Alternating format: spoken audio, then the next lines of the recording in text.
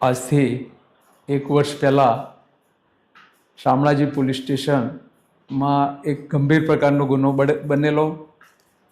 સદર કેસના આરોપી સંદીપ કુમાર ઉર્ફે સાનુ પ્રકાશભાઈ ડામોર, ઉંમર વર્ષ 21 નાઓ, રહેવાસી જાંબુડી નાઓ, ભોગ બનનાર, જે સ્કૂલેથી પરત આવતી હતી સાંજના 5:30 વાગે, તે વખતે તેને બે છોકરાઓ અને આરોપી ત્રણે થઈ એક્ટિવા લઈ ઉપર બેસાડી અને તેને ડુંગરોની વચ્ચે લઈ ગયેલા.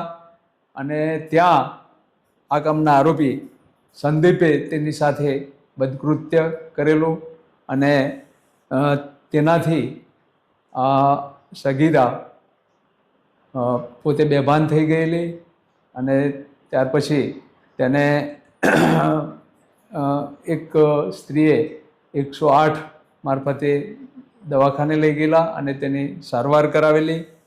સદર કેસની ફરિયાદ એની માતાએ શામળાજી પોલીસ સ્ટેશનમાં નોંધાવેલી અને તેની તપાસ કરનાર અધિકારીએ કરી પુરાવાઓ એકઠા કરી નામદાર કોર્ટમાં ચાર્જશીટ કરેલું.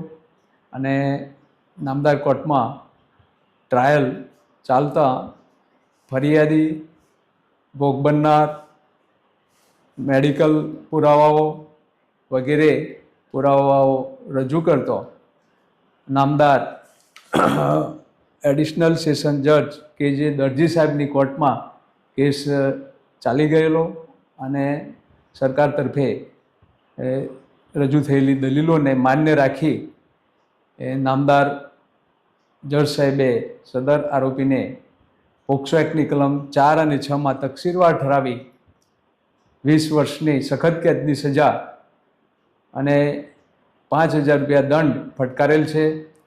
અને ભોગ બનનારને વિક્ટિમ કમ્પેન્સેશન એક્ટ મુજબ 2 લાખ રૂપિયાનું વળતર ચૂકવવાનો હુકમ કરેલો છે.